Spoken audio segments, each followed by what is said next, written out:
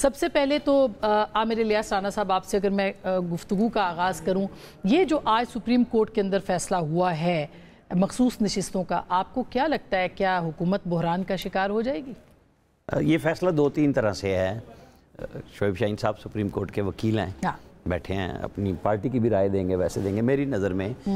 دیکھیں حکومت پہ تو کوئی اثر نہیں پڑتا۔ اچھا ہاں، وہاں جو خوشی آج پی ٹی آئی کی طرف سے پریس کانفرنس میں نظر آئی کہ حکومت کی 2/3 اکثریت ہم نے واپس لے لی، اس سے زیادہ کچھ فرق نہیں پڑ رہا کہ جی جو ان کے ذہن میں تھا کہ پتہ نہیں وہ کیا کیا آئینی ترامیم ہوں گی جو سب کچھ تہس نہس کر دیں گی، اور ہم اس سے فی الحال رک گئے ہیں۔ ایک تو وہ نہیں رکی، وہ جو عدالتی اصلاحات نہیں دیکھیں نا، آئینی ترامیم کا راستہ تو آج کی سسپینشن سے بریک پہ تو آئے گا، لیکن گورنمنٹ نے یہ تو نہیں کہا تھا ہم کل لے کے آ رہے ہیں۔ لا منسٹر نے کہا کہ یہ ابھی تجویز ہے، کمیشن میں کہا، سپریم کورٹ کے چیف جسٹس کے سامنے کہا، لیکن وہاں طے ہو گیا کہ آپ ججز کی اپائنٹمنٹ وغیرہ کر لیں کہ جب وہ ہوگا تو 175 آرٹیکل میں جو تبدیلی ہے کرنی ہے۔ اچھا اب اس میں کیا ہے، دیکھیں اب ایک 3 رکنی بینچ کوئی خود تو منصور شاہ صاحب نے اکیلے تو نہیں بنایا، پریکٹس اینڈ پروسیجر ایکٹ کے تحت وہ 3 رکنی ججز نے بنائی، انہوں نے فیصلہ کیا، ان کو بھی پتہ تھا جو بیٹھے ہوئے ہیں 3 رکن کے، جی 5 رکنی بینچ ہی اس کو فیصلہ کرنا چاہیے، خود رائے آ چکی ہے، آرڈر آ چکے ہیں، تو انہوں نے چونکہ لیو گرانٹ کی، ٹیکنیکلی جب آپ لیو گرانٹ کر رہے تو آپ نے وہ فیصلہ سسپینڈ کر دیا، کوئی ایسی بات نہیں ہے اس کے اندر کہ وہ حتمی ہو گیا یا اس کے کوئی آسمان گر پڑے گا۔ اچھا یہی عدالتی نظام ہے کہ سزائیں بھی ہوتی ہیں، بری بھی ہوتے ہیں، بحال بھی ہوتے ہیں۔ تو آج آپ دیکھ لیں کہ جو اکاؤنٹس آج صبح تک گالی دینے پہ لگے ہوئے تھے کہ یہ بینچ 2-1 کا فیصلہ دے گا اور سنی اتحاد کونسل کو سیٹیں نہیں ملیں گی، اس کے بعد ان کو بڑی گڑبڑ ہوئی کہ یہ تو متفقہ طور پہ سسپینڈ کر دیا انہوں نے۔ تو یہ ہمارے لیکن 1 مہینے کا بیچ میں ٹائم دیا، کیونکہ منصور علی شاہ صاحب شاید 11 جون کو 2-3 ہفتے کے لیے 2-3 جوڈیشل کانفرنسز میں UK اور US سے جا رہے ہیں۔ اچھا تو یہ انہوں نے کر دیا اور 5 رکنی بینچ سنے گا، تو وہ ایک جو ہے نا کہ جی یہ کام ہو گیا کہ رک گیا۔ لیکن ایشو یہ ہے کہ کیا یہ سیٹیں ملنے جا رہی ہیں؟ میرے حساب میں سنی اتحاد کونسل کو تو سیٹیں نہیں ملیں گی، کیس اتنا اسی بنیاد پہ لڑا جائے گا کہ ان کو کیوں دی، میں اس کو لفظ کہتا ہوں مال غنیمت بانٹ دیا گیا جنگ کی فتح کے بعد، کہ چونکہ آپ لے نہیں سکتے تو آپ کو تو نہیں ملتی تو ان کو دے دی، تو سپریم کورٹ کی بھی یہ رائے ہے نا کہ ان کو کیسے مل گئی، تو اس بنیاد پہ انہوں نے سسپینڈ کر دیا۔ میرے خیال میں ٹھیک بات ہے۔ اب یہ آئینی تشریح کا ایشو ہے، یہ آج بھی پی ٹی آئی کے چیئرمین اس میں گڑبڑا گئے تھے، جو میں نے پروسیڈنگ کا کچھ سنا ہے احوال، تو وہ آرٹیکل کو کچھ اور بیان کر رہے تھے، پھر ججز نے ٹھیک کیا کہ یہ ایسا اس کے اندر بھی نہیں ہے کہ جو آپ سمجھ رہے ہیں کہ تقسیم اس طرح ہو جائے گی۔ اصل یہ ہے کہ یہی ادارے ہیں، سپریم کورٹ ہو لوئر کورٹس ہو، کہ آپ کو راستہ اور ریمیڈی تو مل رہی ہے نا، اس کے علاوہ کیا چاہیے؟ تو یہ تو بڑی سکسیس بھی تو ہے نا شعیب صاحب پاکستان تحریک انصاف کی، یہ تو اللہ کا شکر ہے، کیونکہ کافی عرصے سے آپ لوگ اب، لیکن وہ یہ عامر الیاس رانا صاحب یہ کہہ رہے ہیں کہ یہ معطل ہو گیا، ان سے لے لی گئی واپس، لیکن آپ کو نہیں دی گئی، ابھی نہیں دی گئی نا، انٹرم آرڈر ہے۔ دیکھیں یہ اس وقت انٹرم آرڈر ہے، ججمنٹ وہ سسپینڈ ہوئی ہے جو پشاور ہائی کورٹ کی تھی، جو الیکشن کمیشن نے جس کے ذریعے over and above the initial جو ان کو کوٹا دیا گیا تھا اس کو جو ان کو دے دیا گیا وہ سسپینڈ کر دیا۔ تو جب سسپینشن کے بعد وہ سیٹیں ان کی ختم ہو گئی، اب ہمیں ملنی ہے نہیں ملنی اس کے اوپر بحث ہونی ہے۔ لیکن نا 2 سوال کیے کورٹ نے بھی، 2 سوال رکھے، آپ آرٹیکل 51 کو پڑھنے کے بعد 2 باتیں کا جواب دے دیں۔ Over and above of proportionate share کیسے کسی اور پارٹی کو دے سکتے ہیں؟ نہ یہ خیرات ہے، نہ کوئی تحفہ ہے، نہ کوئی گفٹ ہے۔ بالکل آپ کی یہ اب اگلی سوال یہ ہے،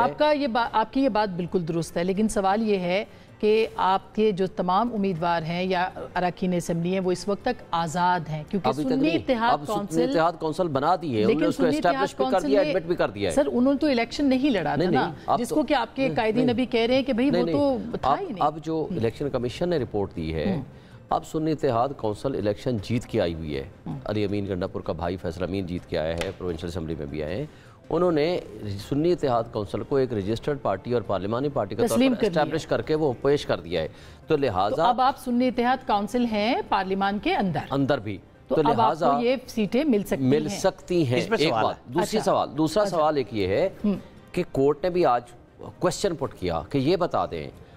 206 سیٹوں میں سے 6 سیٹیں پولیٹیکل پارٹی نے جیتی،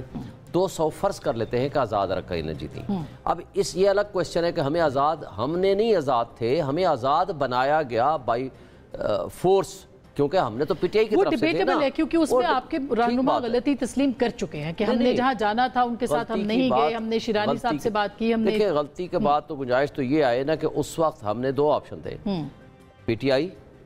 ٹی آئی جو کہ رات 12 بجے تک پی ٹی آئی رہی, اس کے بعد انہوں نے کہا جی نہیں اب آپ پی ٹی آئی کو سمبل نہیں ملے گا.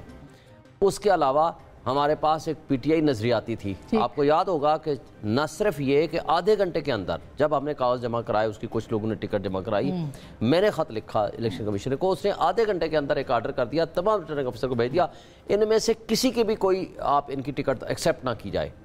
یعنی یہ نہیں ہے کہ ہمیں, اور اس کے آدھے گھنٹے کے بعد اس کو اٹھا لیا گیا نظریاتی کو, جا کر پریس کانفرنس کرا دی گئی. تو لہٰذا یہ بائی کمپلشن بائی فورس ہمیں انڈیپینڈنٹ بنایا گیا, ہم نہیں تھے. لیکن جو کورٹ نے کوسچن پٹ کیا اس نے کہا آپ یہ بتائیں ہم آزاد نہ تھے, ہمیں آزاد بنا دیا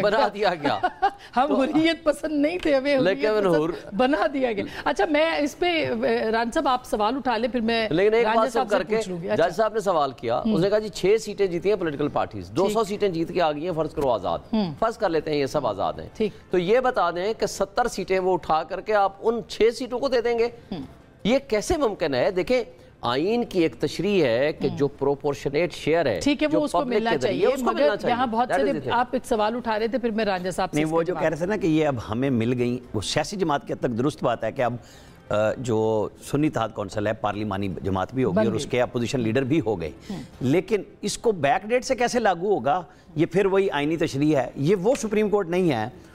جو تو 63 والی. ہاں میں یہی کہنے لگا ہوں کہ جیسے انہوں نے کہا کہ ہم تشریح کر سکتے ہیں, قانون خود نہیں بنا سکتے, آئین خود نہیں بنا سکتے, انہوں نے آئین لکھ دیا تھا